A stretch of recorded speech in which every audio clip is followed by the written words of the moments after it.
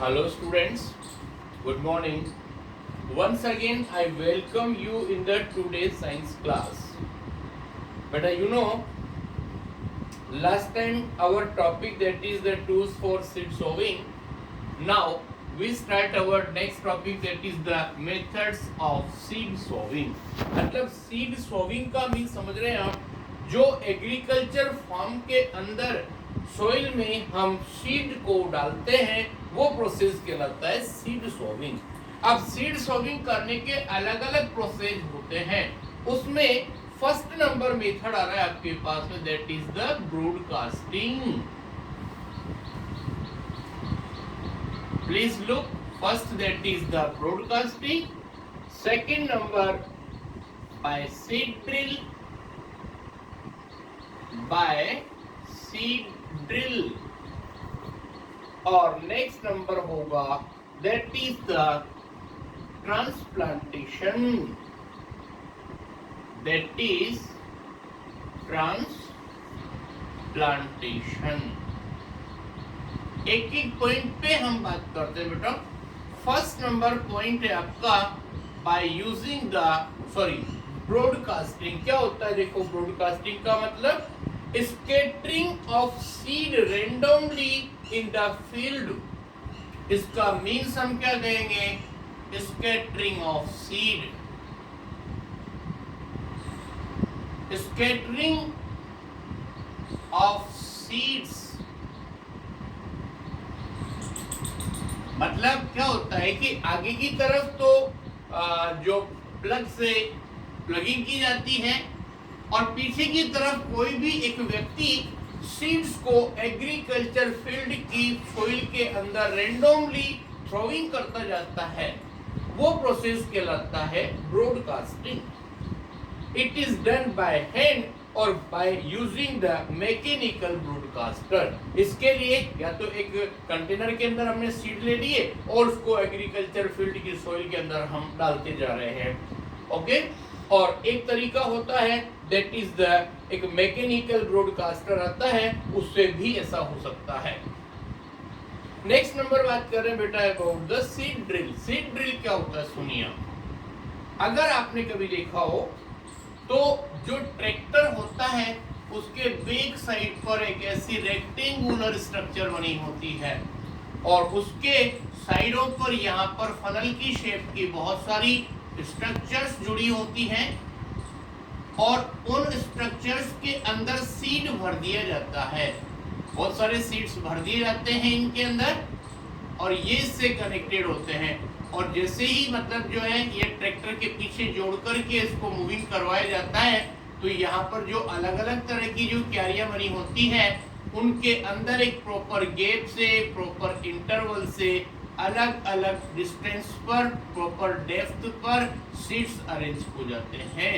तो इस तरह का ये क्या कहलाता है, सीड ड्रिल। यहाँ पर कुछ लिखा है बेटा, by seed drill seed are sown uniformly, proper distance and depth. तो सीड ड्रिल की हेल्प लेने से डेप्थ प्रॉपर रहेगी, न बहुत ज्यादा गहराई में होंगे न ऊपर रहेंगे, और one seed to another seed जो डिस्टेंस रहेगी वो भी प्रॉपर्ली रहेगी।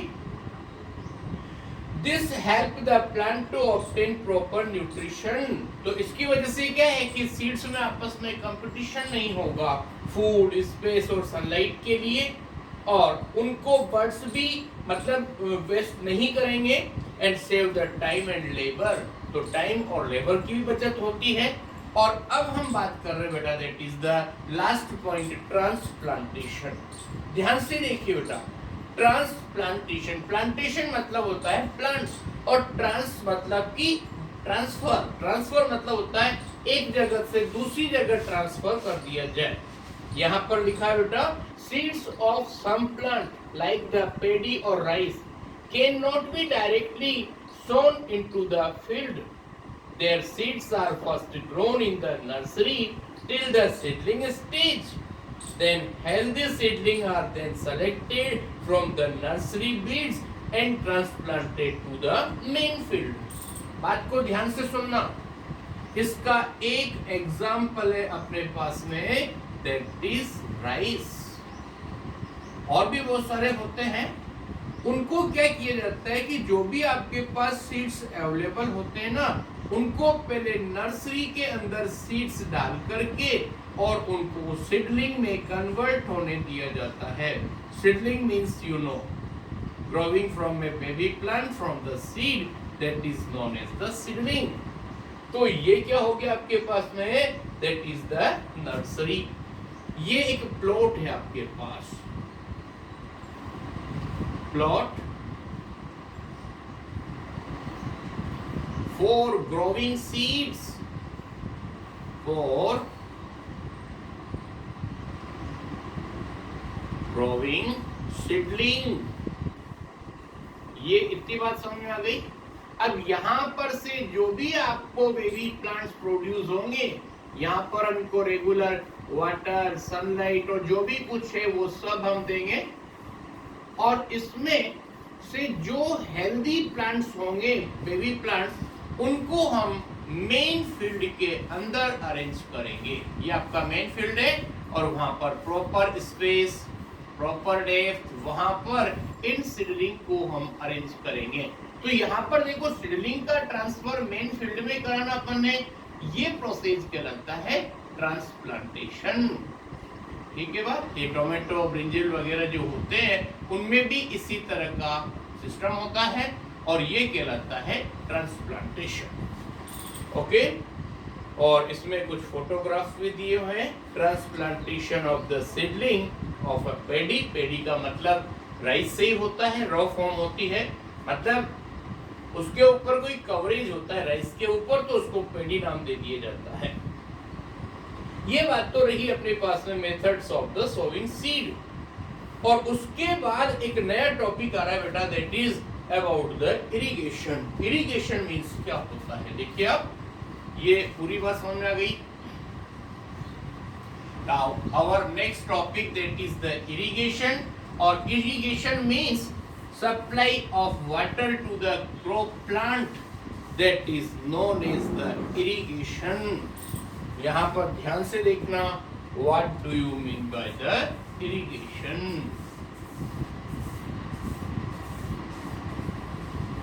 इरिगेशन का मीन्स देखना, यहाँ पर लिखा है आपके पास में supply of water,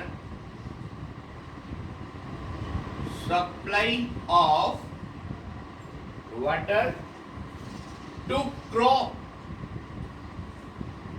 to crop plants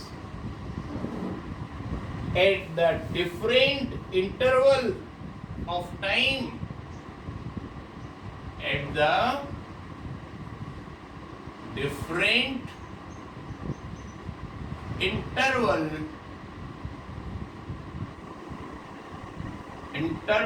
of time is called irrigation। हाँ बेटा, इतनी बात समझ में आ गई। अब यहाँ पर हम बात बता रहे हैं कि इरिगेशन हर सीजन में हर क्रॉप के हिसाब से अलग अलग होता है। So please remember, time and frequency of irrigation, that is the time and frequency of irrigation. Irrigation is varies, that is the varies from, that is the crop to crop, from first number crop to crop। okay, second number होगा soil to soil,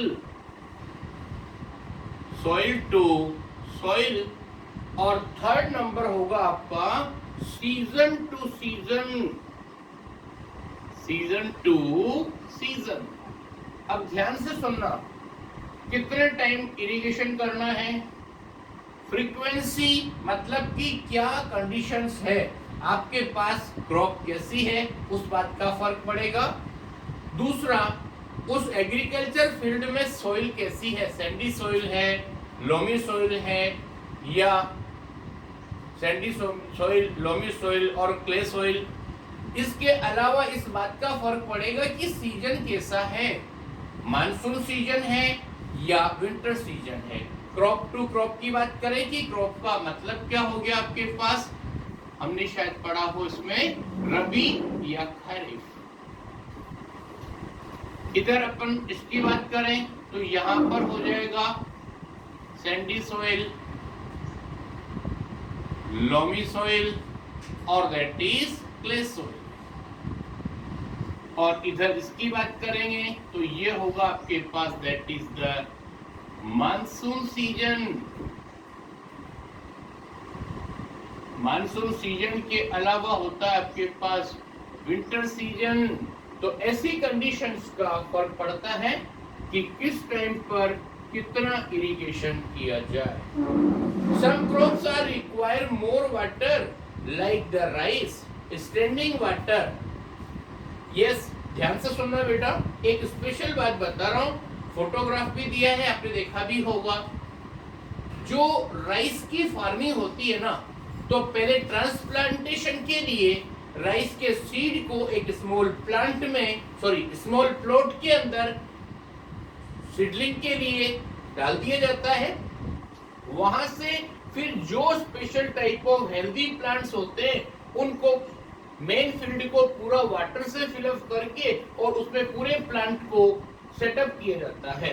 ये process कहलाता है that is the basin irrigation कहलाता है ये। और इसमें जो भी फार्मर्स होते हैं वो पानी से भरे हुए फील्ड के अंदर अपनी प्लांटिंग करते हैं। Soil which are loamy require less water. और दूसरी बात तो वाटर की देखना बेटा, तो कहने का मतलब राइस की जो फार्मिंग होती है वो स्टैंडिंग वाटर के अंदर प्लांटेशन करना पड़ता है। उसके बाद में यहाँ पर हम बता रहे हैं बेटा कि सोइल कैसी है। देखो, soil which are loamy, loamy soil को कम पानी चाहिए, गुड वाटर होल्डिंग कैपेसिटी होती है। बट क्ले सोइल को लो वाटर होल्डिंग कैपेसिटी, मतलब ज्यादा पानी चाहिए। तो water evaporate in large amount from the soil and leaves during the summer. और समर सीजन में प्रॉब्लम्स होती है कि ज्यादा से ज्यादा वाटर इवेपोरेट होता है, तो ज्यादा टाइम पर हमें क्या करना पड़ता है, इरिगेशन करना पड़ता है। Thus, water requirement increase during the summer as compared to winter. Okay, this is enough for today. Tomorrow we study why do plants need water. Okay, thank you very much.